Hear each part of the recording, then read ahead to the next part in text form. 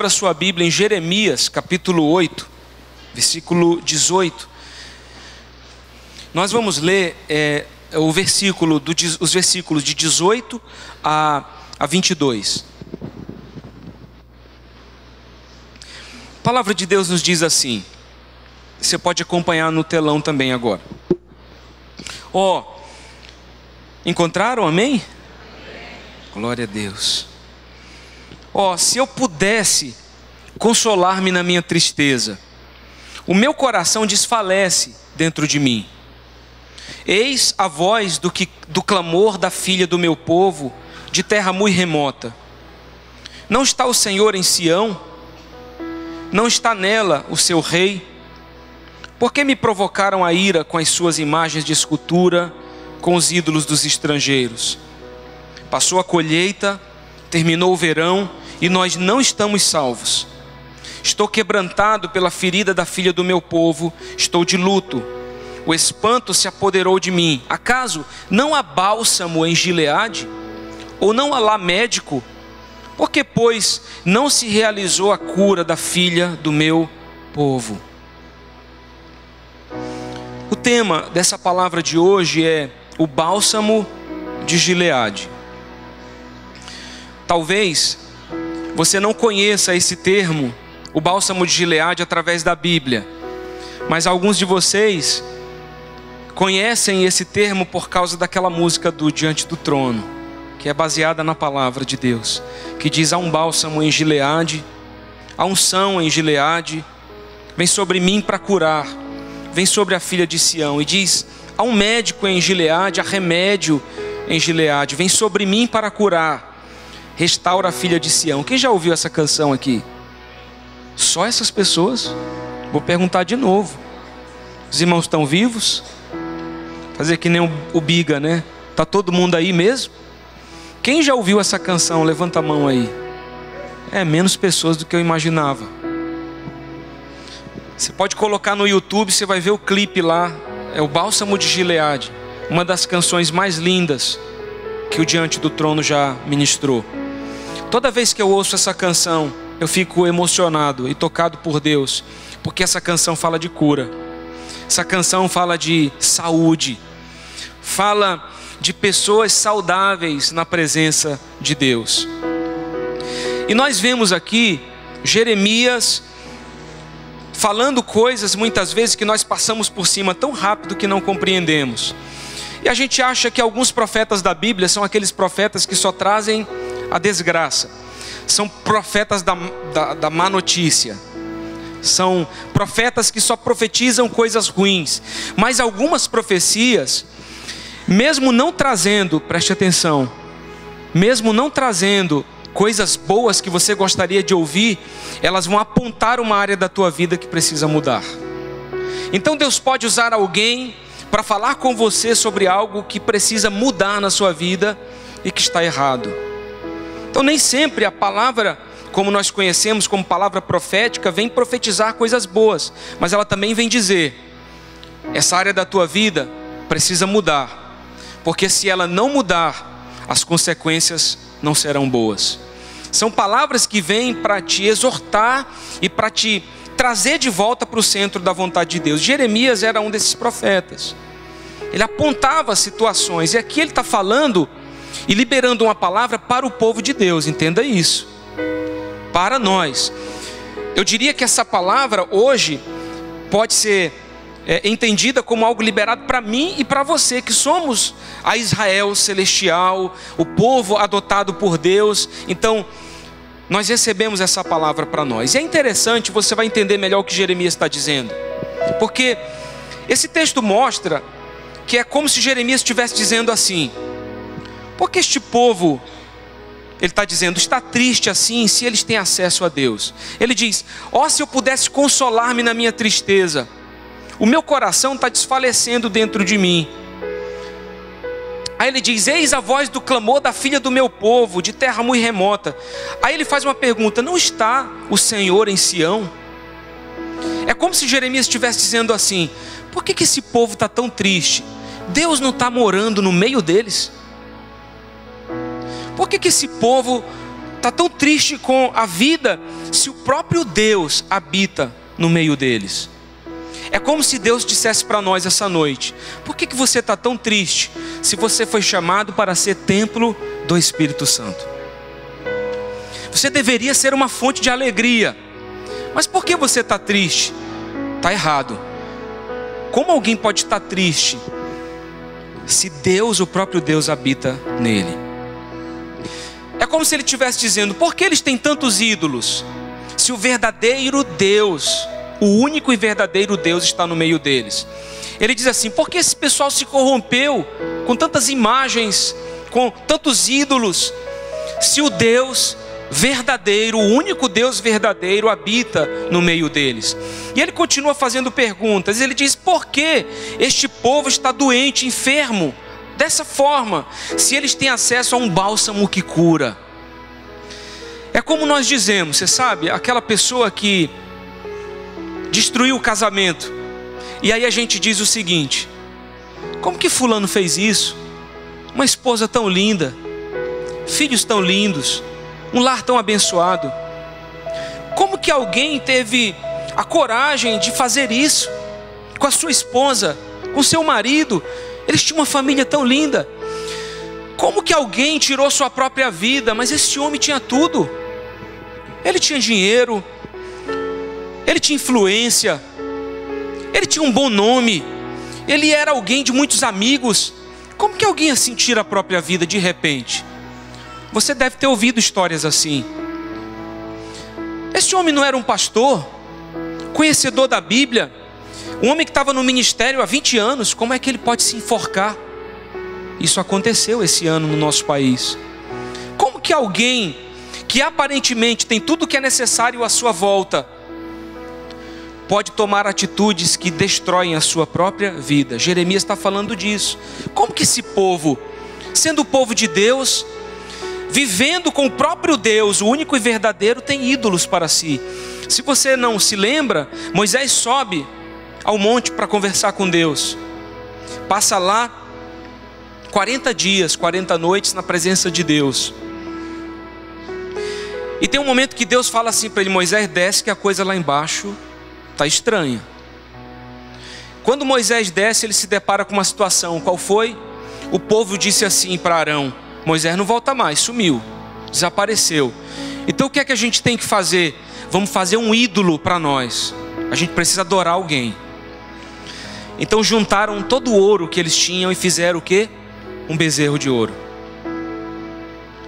Me diga uma coisa: um povo que viu Deus fazer coisas extraordinárias, um povo que teve um relacionamento com Deus no deserto extraordinário, se ficava quente, fazia sol durante o dia, Deus mandava uma coluna de nuvem. Se ficava frio à noite, porque o deserto é frio, Deus mandava uma coluna de fogo. Tiveram vontade de comer pão, Deus mandou maná. Tiveram vontade de comer carne, Deus mandou as cordonizes. Sede, tocava na rocha, saía água. O sapato deles não se gastava, mas até crescia com o pé. Ninguém precisava visitar o sapateiro. Eu quero que você perceba um povo que havia atravessado o Mar Vermelho a pés secos, enquanto o exército de Faraó foi engolido pelas ondas. Mas um povo que, mesmo testemunhando tantas coisas extraordinárias, decidiu fazer para si um ídolo de ouro, um bezerro. Jeremias aqui está trazendo um alerta para esse povo. Está dizendo: como que esse povo pode viver assim, se eles têm Deus morando com eles? É como aquela história antiga que a gente sempre escuta de um homem que estava na sua cidade e veio uma enxurrada e inundou tudo. E os vizinhos disseram para ele: vamos embora porque nós vamos morrer afogados. E ele disse assim: não vou embora porque Deus vai me resgatar.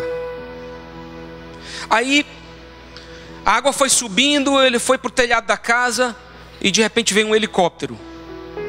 O exército mandou um helicóptero de salvamento e resgate. O cara desceu na escadinha e disse: vamos lá, vim te buscar. Disse assim: eu não vou embora porque o meu Deus vem me resgatar.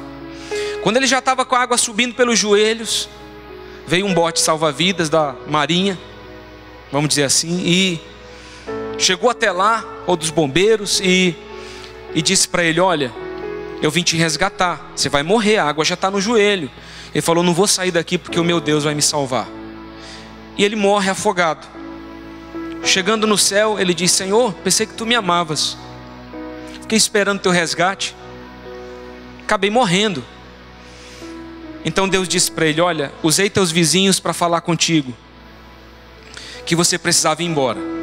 Mandei depois um helicóptero do exército para te resgatar, você disse que não ia. E ainda mandei um bote do corpo de bombeiros e você também disse que não ia. Você queria que eu fizesse o quê? Que eu estendesse minha mão do céu? Pega aqui que eu te puxo. Tem pessoas que estão esperando que Deus fale dessa forma, que Ele se materialize na sua frente. Mas eu quero te dizer que Deus não vai fazer isso, porque Ele tem aqui os seus servos. Ele tem aqui os seus profetas, Ele tem aqui os pastores, os evangelistas. Ele tem aqui pessoas como eu para trazer uma palavra para te alertar. Então, eu para você hoje sou um porta-voz de Deus. E eu estou aqui para te trazer uma palavra de alinhamento para o teu coração. Então Jeremias está dizendo: esse povo, mesmo tendo o próprio Deus, mesmo tendo manifestações de Deus, mesmo tendo tantas coisas na sua vida, eles estão andando enfermos e doentes. E Jeremias diz assim: não há bálsamo em Gileade? Não há médico lá? Por quê? Que a filha do meu povo, por que Sião está dessa forma? Por que esse pessoal está doente assim? E aí eu começo a minha palavra nessa noite. Eu espero abençoar a sua vida. Mas será que nós podemos realmente ser pessoas assim, pastor? Pessoas que não enxergam as bênçãos de Deus à sua volta? Será que nós somos pessoas que poderiam estar vivendo bem melhor diante dos recursos que Deus nos disponibiliza? Eu te faço essa pergunta hoje: será que você poderia estar vivendo melhor com aquilo que você tem e com o que Deus tem te dado? E a minha resposta a essa pergunta é sim. Eu acredito que nós temos todos os recursos que precisamos para viver uma vida melhor com aquilo que Deus tem nos dado. E eu vou te provar isso biblicamente. Você não precisa abrir, se você quiser ler, você pode anotar depois. Mateus 7,7 diz assim: pedi e dar-se-vos-á, buscai e achareis, batei e abrir-se-vos-á. Pois todo o que pede recebe, o que busca encontra, e a quem bate abrir-se-lhe-á. Ou qual dentre vós é o homem que, se porventura o filho lhe pedir pão, lhe dará pedra? Ou se lhe pedir um peixe, lhe dará uma cobra?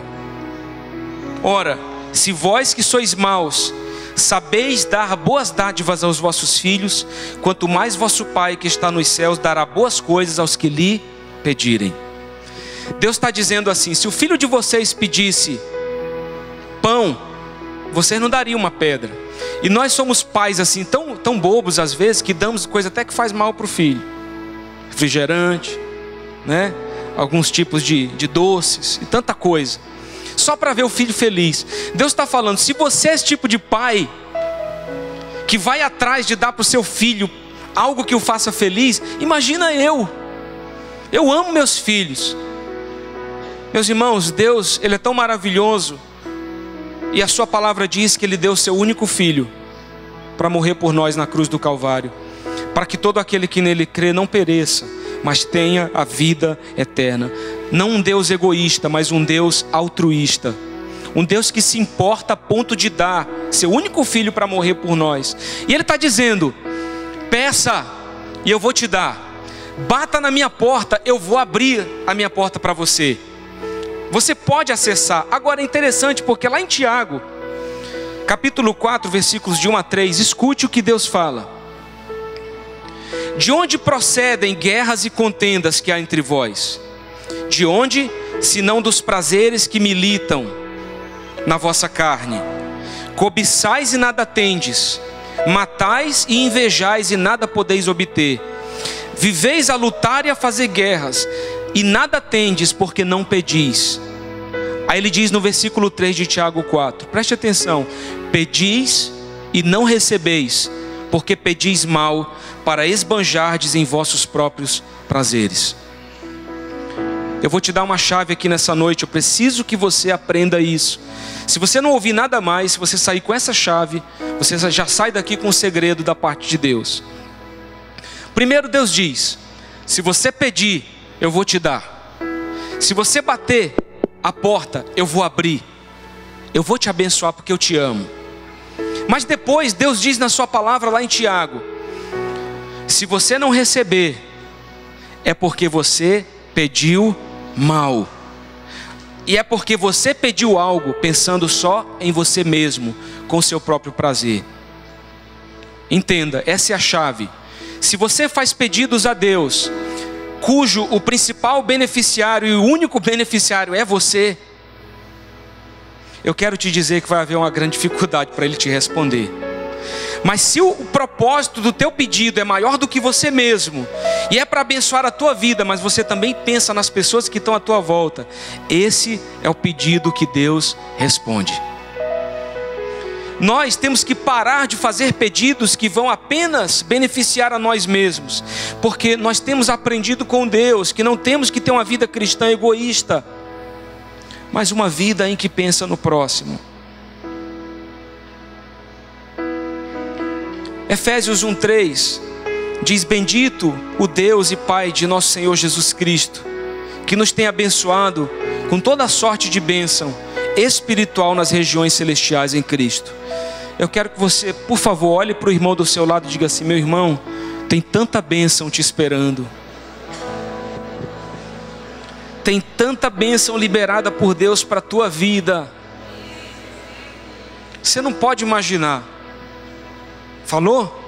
Aí você então faz uma pergunta: então me diz, por que você está vivendo assim? Pode perguntar, irmão, pergunta. Por que você está vivendo assim se tem tanta coisa boa te esperando? Se Deus já nos abençoou com inúmeras bênçãos nas regiões celestiais, se Ele nos ensinou a pedir, por que nós ainda estamos vivendo assim? Eu quero te dizer que as bênçãos estão disponíveis, nós é que não temos conseguido acessá-las, porque pedimos mal e pedimos pensando apenas em nós mesmos. Nós não temos pedido com um propósito maior do que nós mesmos. Eu vou te dar um exemplo simples. Você fala assim: Deus, eu preciso de um carro novo. Eu quero muito um carro, sim. Não é pecado pedir um carro para Deus, tá, gente? Eu quero um carro. Deus, me dá. O Senhor tem que me dar um carro, eu estou precisando. Mas aí você muda o discurso assim: Deus, se o Senhor me der um carro novo, eu vou levar minha família para a igreja. E quando for possível, vou levar eles lá em Salinas para dar um banho no mar. Eu vou levar meu filho para passear. Eu vou ter comunhão com a minha família. No carro que o Senhor me der, eu vou colocar muitos hinos de louvor e adoração ao Senhor ali dentro. E se algum irmão da igreja precisar, eu vou estar disponível para servir. Você entende que você ampliou o pedido. Você pediu algo que vai te beneficiar, mas você pediu algo pensando no outro. Eu me lembro de Salomão. Deus disse para ele: o que é que você quer? O que é que você precisa? Ele diz: Deus, para que eu governe, para honrar também o meu pai, os ensinamentos que eu recebi, e para cuidar bem desse povo. Então eu te peço algo, eu te peço sabedoria. Irmãos, só pede sabedoria quem não se importa só consigo mesmo. O pedido de Salomão foi um pedido que era para ele, mas para benefício dos outros. Eu quero sabedoria para cuidar bem do teu povo. Deus então deu para Salomão não apenas sabedoria, mas riquezas e fama, por causa do coração dele. Você entende que se você faz o pedido certo, você vai receber coisas extraordinárias da parte de Deus. E Jeremias está falando: esse povo está doente por quê? Se eles têm acesso a médicos, se eles têm acesso ao bálsamo de Gileade, se eles têm acesso à cura, por que eles estão andando assim? Eu poderia dizer para vocês hoje que 2018 tem sido um ano muito abençoado por Deus. Não por ser perfeito, mas por estar vencendo os meus desafios. Eu estou falando da minha vida. Mesmo que às vezes seja bem difícil. E vocês vão entender onde eu quero chegar com toda essa palavra. Porque com todos os desafios que vocês têm enfrentado esse ano, Deus é bom. Ele quer fazer grandes coisas. 2 semanas atrás, a gente recebeu a notícia de que o meu filho estava em recuperação em matemática. E chorou muito, criança, 8 anos. A gente teve que conter ele ali. Ele estava tão preocupado que ele acordou uma vez de madrugada e veio até nós e disse assim: pai, será que eu vou reprovar? De madrugada. Olha o nível de preocupação que ele estava. Chorando. Acordou, lembrou que ia fazer a prova de matemática e estava em recuperação. O que consolou o coração dele foi que ele não tinha risco de não ser aprovado. Era só para substituir a média vermelha por um azul. Acho que tirou 5,5. Então a professora disse: tem um jeito de substituir a média dele por uma nota azul, porque isso vai estar no boletim dele no futuro. Se vocês não quiserem que ele faça a recuperação, 2 semanas, ele não precisa, vai ficar com a vermelha. Nós olhamos para ele e dissemos: você vai fazer a recuperação, você vai lutar e vai vencer. Irmão, foi tenso. Olha, todo dia à tarde, minha esposa, aquela doçura de pessoa, tinha hora que eu via ela igual uma leoa que tinha sido solta assim da jaula, né? Calma, meu Jesus. Quando a minha esposa fica chateada, o meu coração acelera. Porque ela é aquela pessoa, ela é todo o tempo daquele jeito. Quando ela fica nervosa, eu corro para algum lugar e me escondo, porque tem algum... Meu Jesus, calma, amor, pelo amor de Deus, eu estou nervoso. 2 semanas, mas ele fez a prova. E aí tivemos a notícia. A professora chegou e: como é que foi, professora? Eu estava esperando assim uns 8, né? Muito otimista.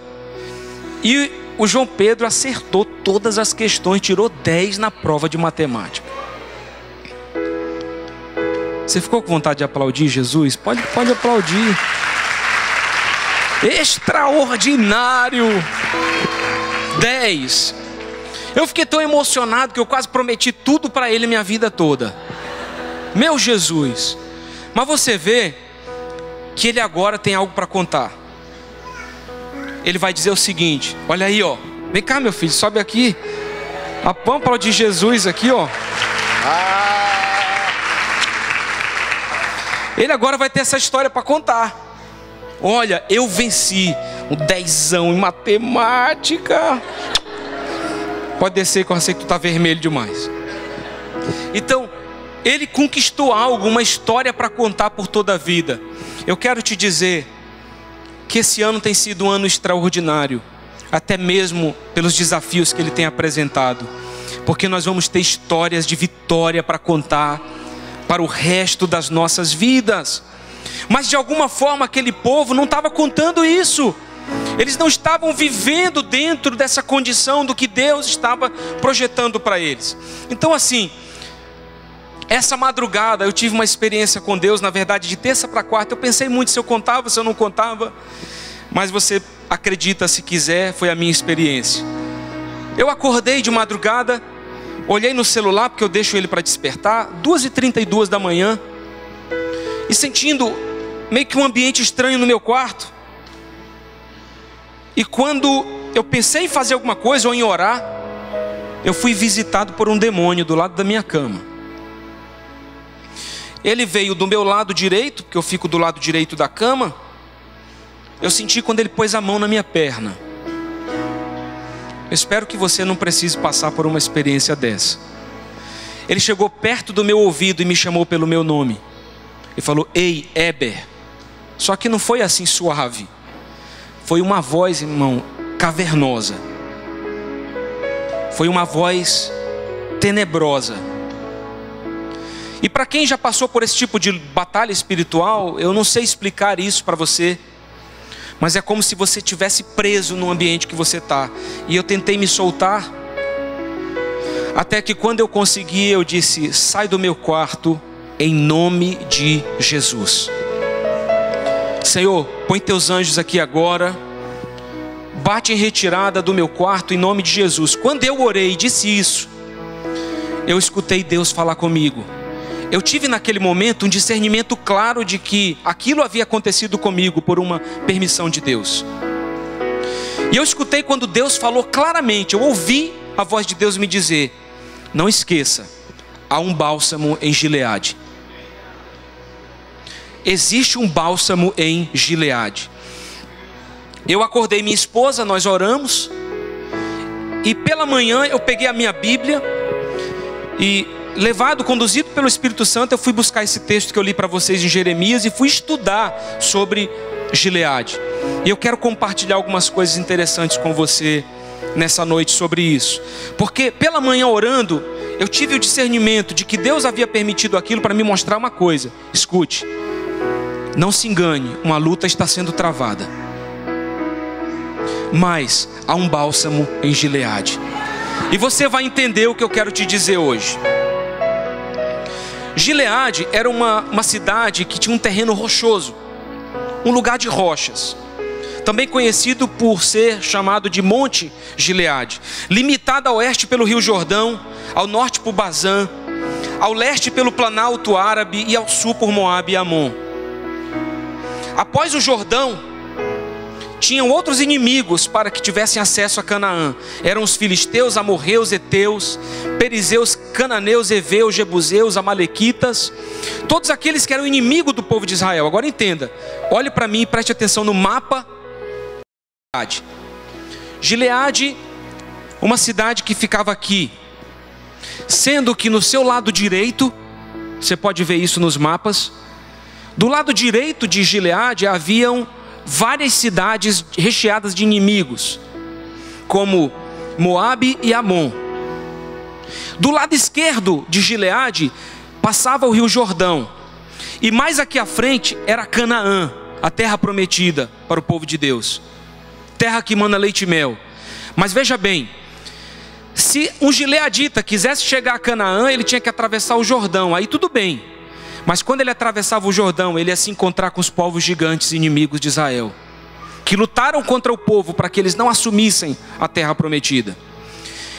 O que eu quero te dizer é que Gileade está aqui, e em volta dela, por todos os lados, ela estava cercada de inimigos. Então, cercada de inimigos, terra rochosa, e quem planta sabe que eu diria que é quase impossível você plantar numa terra cheia de rochas. Algumas você pode tratar, eu acho que outras não dá mesmo. Então não tem como você ter comida, colheita, cultivar algo. Uma cidade isolada no meio dos inimigos. Isso que eu te falei por si só era suficiente para tornar Gileade uma cidade conhecida por ser matadora, guerreira. Uma cidade que matava gente para poder atravessar a fronteira. Podia ser conhecida como uma cidade doente, traumatizada, você concorda? Meu filho foi para a guerra, morreu. Meu marido foi para a guerra, me deixou, morreu. Meus filhos estão órfãos. Então, podia ser conhecida como uma cidade traumatizada, enferma, sem nada para dar. Uma cidade devastada, porque estava cercada de inimigos. No entanto, preste atenção nisso, para você entender a chave da palavra de hoje. Era uma cidade banhada pelo Rio Jordão. Eu quero te falar, não importa quantos inimigos cerquem a tua vida, e eu não estou falando só de pessoas, não importa quantas lutas cerquem a tua vida, Deus sempre vai botar um riacho lá para você beber. Deus sempre vai pôr ali uma fonte para você matar a sua sede. Não importa, pode ser um pequeno riacho, mas Deus vai colocá-lo diante de você para que você tome água dele, para que você se refresque, se renove. Sabe, aqueles momentos que você vem para a igreja dizendo assim: hoje eu estou arrasado, e aí a gente participa de um louvor como o de hoje, de uma graça, de uma unção de Deus, e aí você sai daqui cheio do Espírito Santo, renovado, restaurado, dizendo: estou pronto para continuar. Deus sempre vai colocar um rio para renovar as tuas forças. No entanto, também Gileade possuía um bálsamo que sarava feridas. Inclusive eu estava me lembrando aqui que esses dias na chácara da igreja, eu estava cavando para tirar um plástico enfiado lá, na terra e com muita inteligência cavando com a faca, que não tem nada a ver uma coisa com a outra. Quando eu puxei a faca, eu quase que perdi meu dedo polegar. Não dá para você ver daí, mas foi um corte, mas sangrou tanto. Então já tem sangue meu naquela terra lá também. Deixa suor, deixa sangue, entrega tudo, a vida. Mas Gileade tinha um bálsamo que você passava na ferida e ele curava, ele cicatrizava, ele abençoava, ele trazia saúde. Conhecida também por seus médicos, conhecida por ser um lugar de cura. Aí chega o ponto-chave de toda essa palavra. Entenda, quando eu li esse texto, quando eu estudei aqui a palavra de Deus e as condições da cidade de Gileade, quando eu vi que ela era uma cidade cercada de desafios, de inimigos, mas que era uma cidade conhecida por ser uma cidade que curava, que transmitia saúde, Deus falou comigo, na sala da minha casa: eu estou te chamando para você ser uma Gileade.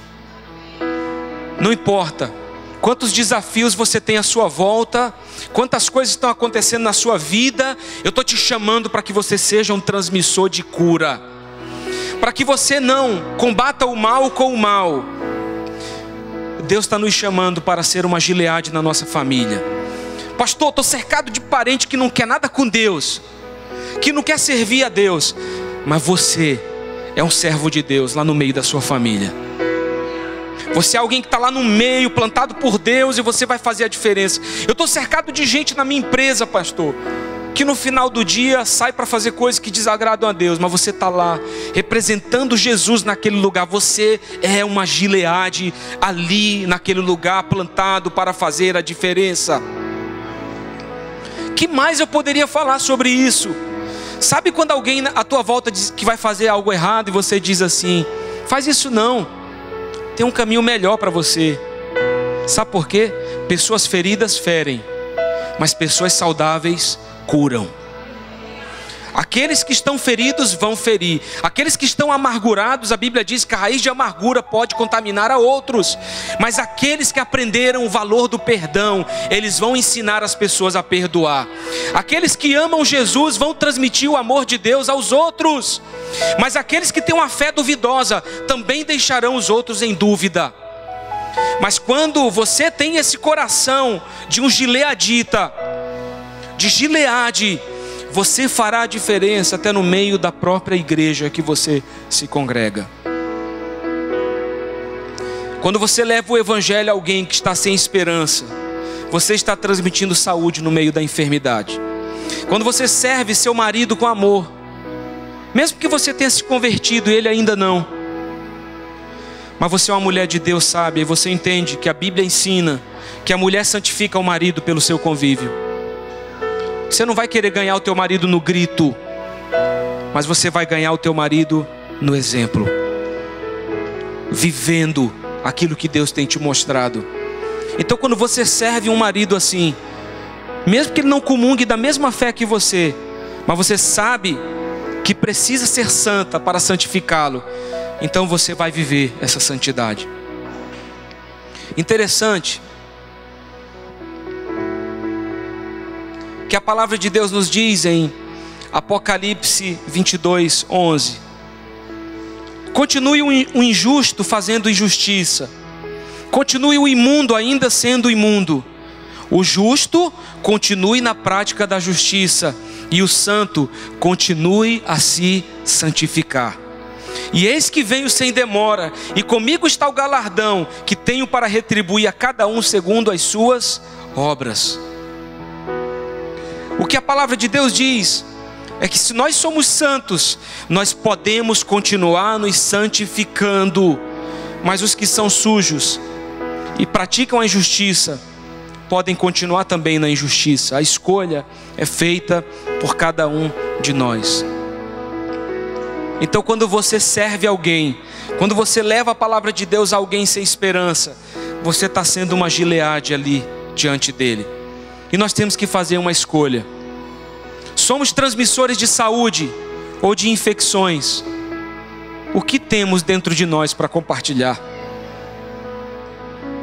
Você já parou para pensar sobre isso? O que nós temos para compartilhar?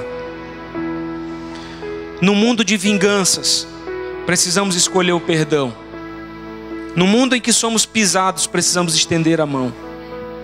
No mundo de corrupção, precisamos ser íntegros.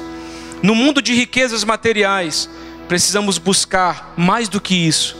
Precisamos buscar as riquezas espirituais. No mundo de famílias destruídas e de casamentos falidos, precisamos viver o amor, a fidelidade e a unidade dentro dos nossos lares. Ontem eu tive a alegria de renovar a aliança de um casal preciosíssimo, irmã Mônica e irmão Zildomar, que completaram 30 anos de casamento. 30 anos juntos. Interessante vê-los 30 anos depois, continuam apaixonados. E foi uma honra para mim poder renovar aquela aliança e ministrar aquele momento sobre a vida daquele casal. No mundo em que as pessoas dizem que o casamento é uma instituição falida, os nossos casamentos em Cristo se tornam cada vez melhores, mais felizes, mais abençoados, um exemplo para a sociedade. O galardão, meus irmãos, também vem de acordo com as nossas obras. O que você faz aqui vai repercutir pela eternidade. Como você está vivendo? Eu li uma frase outro dia, não sei quem disse, mas a frase diz: se você não for curado de suas feridas, poderá sangrar em cima das pessoas que não te feriram. Interessante porque muitos anos atrás eu sofri um acidente de carro na curva do Cupuaçu, indo para Belém.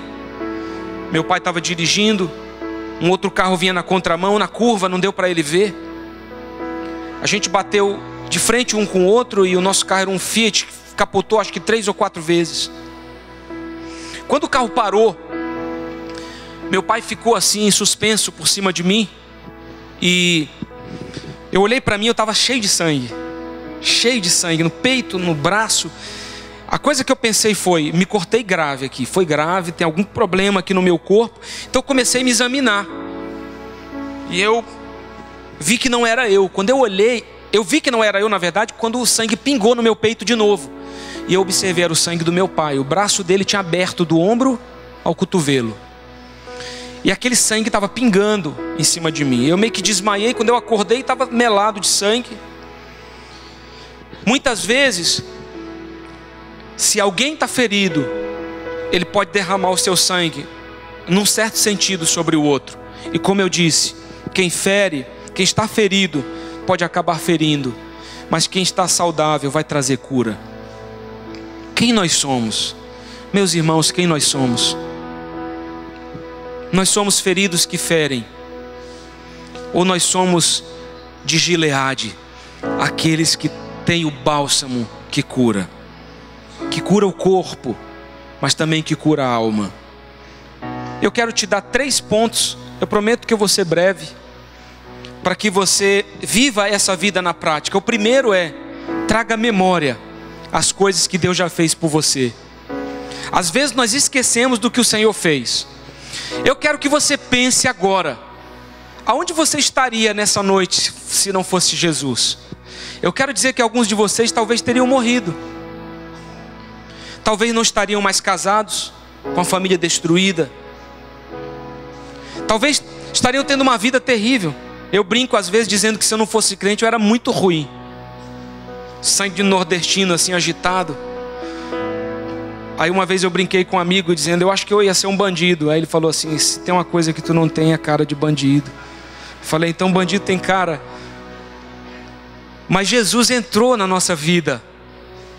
E quando Jesus entrou na nossa vida, Ele mudou tudo, Ele mudou a história da nossa existência. E se nós iríamos fazer alguma coisa horrível com as nossas vidas, nós passamos a perdoar, a amar e a dizer: Jesus, obrigado, porque hoje o Senhor me fez um servo seu. Ontem, enquanto eu fazia aquele casamento, eu estava no altar, esperando os noivos, o casal entrar. Eu escutei o Espírito Santo falar ao meu coração: Heber, você é simplesmente chamado para servir. Você é só um servo. Você não é nada mais do que isso. Um servo não se ofende. Um servo não reivindica suas próprias coisas. Um servo, ele só quer servir. Nós, meus irmãos, fomos chamados para servir, para amar, para abençoar. Não esqueça do que Deus já fez na sua vida.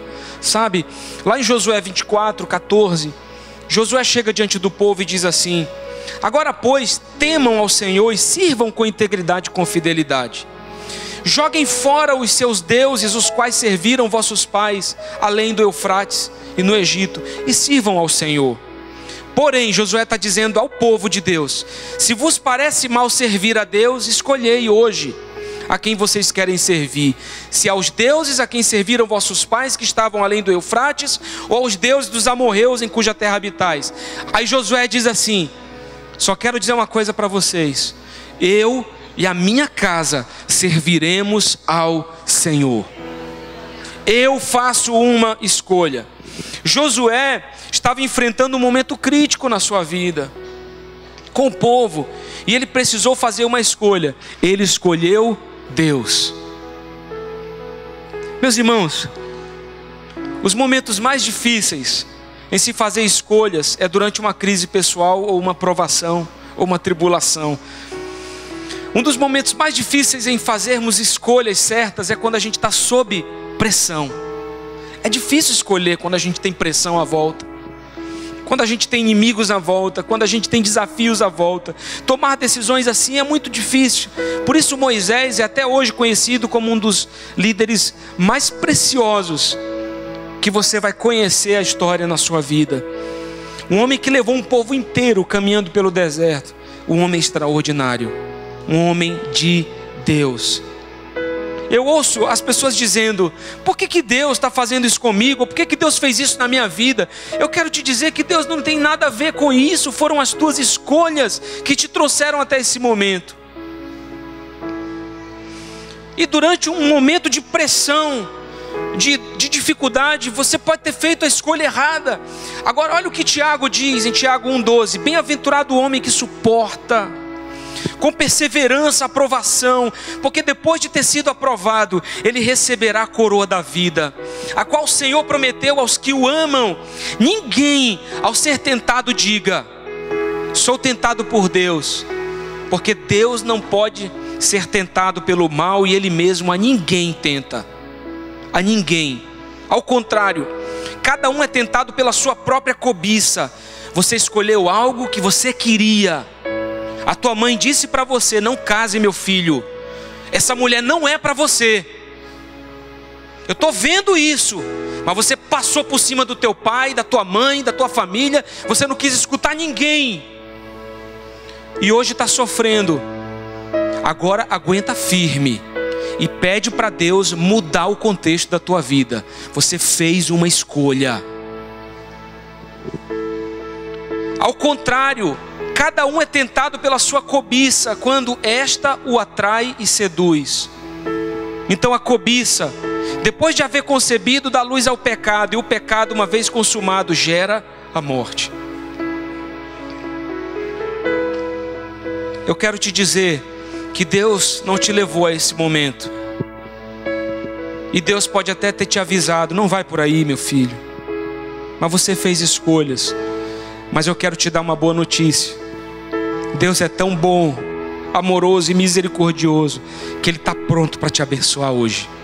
Ele está pronto para mudar as circunstâncias e a história da tua vida.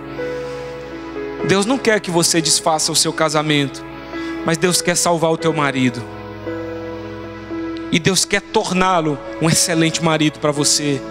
Deus quer salvar a tua esposa e torná-la uma excelente esposa para você. Deus quer mudar, porque Deus, Ele é bom demais, e Ele é especialista em transformar a maldição em bênção. E Ele é poderoso para fazer isso. Deus também é especialista em fazer coisas novas na nossa vida. Então, nesse fim de ano, apenas agradeça por todos os livramentos e bênçãos de Deus na sua vida. Neste fim de ano, busque desenvolver um coração grato diante do Senhor. Quantas coisas boas o Senhor fez na história da tua vida. Então, primeiro, traga à memória aquilo que Deus já fez. Grandes coisas fez o Senhor por nós, por isso nós podemos celebrar com alegria diante dele. O choro pode durar uma noite, mas a alegria ela vem pela manhã. Então lembre-se do que Deus fez. E tem coisas que ficaram tão para trás que a gente nem se lembra. Quantas coisas Deus fez na nossa vida. Segundo, creia em Deus e nas suas promessas. Creia naquilo que Deus te prometeu. Creia no que o Senhor liberou sobre a sua vida. Porque eu quero te dizer, como a palavra nos ensina, que Deus não é homem para mentir. Mas o que Deus falou, Ele vai cumprir. Deus faz uma promessa para Abraão e Sara, de que daria a eles um filho. Eles foram ficando velhos. Sara chega com Abraão e diz: olha, a gente está ficando velho, a gente tem que fazer alguma coisa para a promessa de Deus se cumprir. Pega minha serva Agar, te relaciona com ela para que ela fique grávida. Eles quiseram dar uma mãozinha para Deus, porque viram o tempo passar e começaram a não crer mais como deveriam.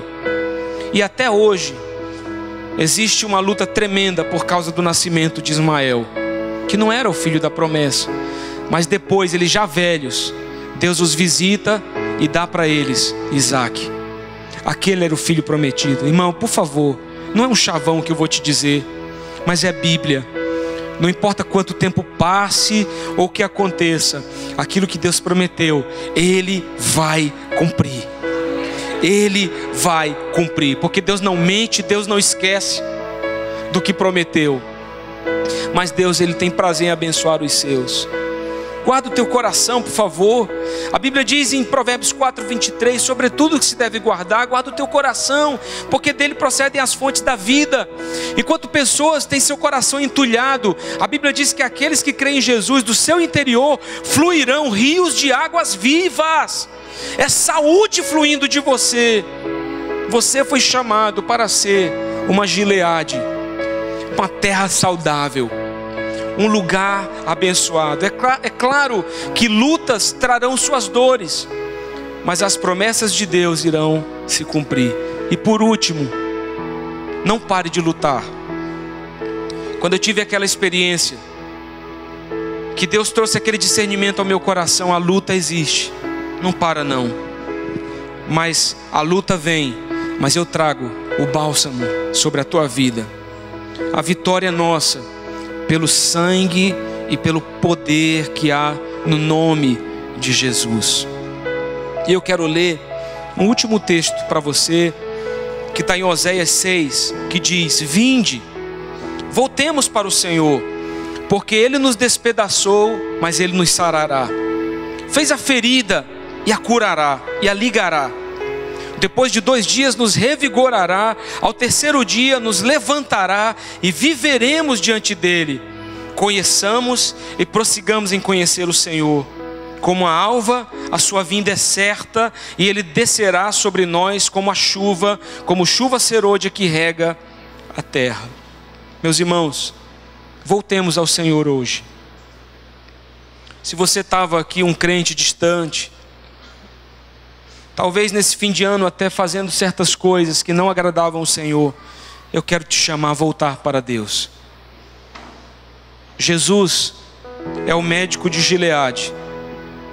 Eu não tenho aqui hoje o bálsamo que Gileade tinha, mas eu tenho o Criador de todas as coisas. O médico que não apenas cura o corpo, mas a alma.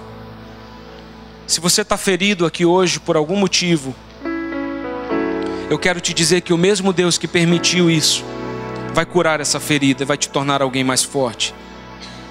Por que então Deus faria essa ferida? Justamente para nos ensinar, para nos levar para um nível diferente. Você sabe que uma mulher grávida, ela escolhe o parto com cesárea. Então ela toma anestesia. E os maridos que tiveram a oportunidade que eu tive, eu assisti o parto do João. Eu vi desde o momento que eles cortaram a barriga da minha esposa, filmei tudo e fiquei lá observando. Mas a mulher pode também optar pelo parto normal. Interessante que a mulher se põe na posição de parto e o médico obstetra se posiciona para para receber a criança. Só que tem crianças que são muito grandes. Outro dia eu tive notícia de um bebê que nasceu com 6 quilos. E a abertura então é pequena para a saída de um pequeno gigante desse. O que é que o médico faz? No momento que a mulher está mais desesperada, gritando de dor, ele pega o bisturi, ele vai para a parte inferior e ele faz um corte mais ou menos assim. Ele amplia a passagem da criança. Quando dá tempo, ele tem que aplicar anestesia, mas já ouvi casos de que a mulher nem sentiu porque já estava com dor demais. Por que aquele médico abre aquela ferida? Para que a vida nasça. Alguns de nós, meus irmãos, só vamos poder testemunhar coisas de Deus quando Deus nos levar a extremos. Jesus foi levado ao deserto. Outros foram levados ao deserto. E ali Jesus teve uma experiência com o Espírito Santo também, cumprindo o propósito da sua vida. Alguns de nós vamos passar por esses extremos, feridas, para que depois sejamos curados. Mas quando Deus nos cura, Ele vai nos revigorar, nos renovar, nos restaurar, e nós seremos mais fortes do que éramos antes. Nós conhecemos isso no nosso bom português, é o couro grosso. Engrossou, sabe? A gente está mais forte. Isso só é possível diante das feridas que a vida nos faz. Mas se você foi decepcionado por alguém, não se feche, não entulhe seu coração, perdoe, porque vai haver alguém em quem você vai confiar e essa pessoa vai te honrar, ela vai te abençoar. Não leve essa decepção no teu coração, no teu peito, na tua vida. Não leve essa carga, isso vai te destruir. Libera, meu irmão, porque essa ferida só teve um motivo: te tornar alguém mais próximo. Como o pastor que quebra as pernas da sua ovelha porque ela está fugindo do rebanho. Quando ele quebra as pernas da ovelha, ele a põe no seu ombro e ele então fica com ela até que as pernas sejam curadas. Quando as pernas são curadas, aquela ovelha se acostumou com o cheiro do seu pastor e com a voz dele. Então ele põe no chão e ela não vai mais embora. Ela quer ficar perto. Quantas vezes a gente já deu uma palmada no filho que a gente ama por amor? Vou fazer isso, meu filho, para que você se torne um homem de valor. Vou te dar essa palmada para que você entenda que o que você está fazendo não é certo, porque no futuro você vai ser um homem segundo o coração de Deus. Então eu termino dizendo: conheçamos e prossigamos em conhecer o Senhor dia a dia, em qualquer circunstância. Eu quero pedir que você fique de pé. Eu quero que você tenha um momento com Deus. A gente baixa as luzes para você ter mais privacidade. Eu quero que você feche seus olhos enquanto eu estiver cantando essa canção. Do que você precisa? Onde é que está ferida? Pastor, não estou ferido não. Glória a Deus então. Não, eu tenho, pastor, algo no meu coração. Eu vou cantar essa canção. Enquanto eu estiver cantando, abre teu coração para Deus.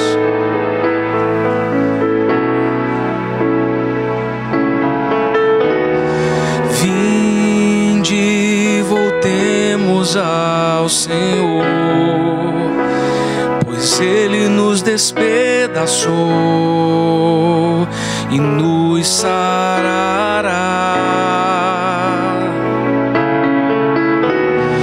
Fez a ferida e a ligará, nos revigorará e viveremos diante dele.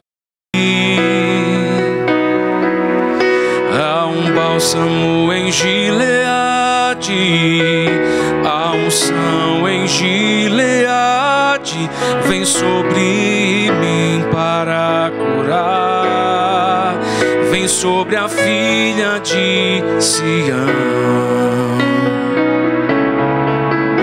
Há um médico em Gileade, há remédio em Gileade, vem sobre mim para curar, restaura a filha de Sião.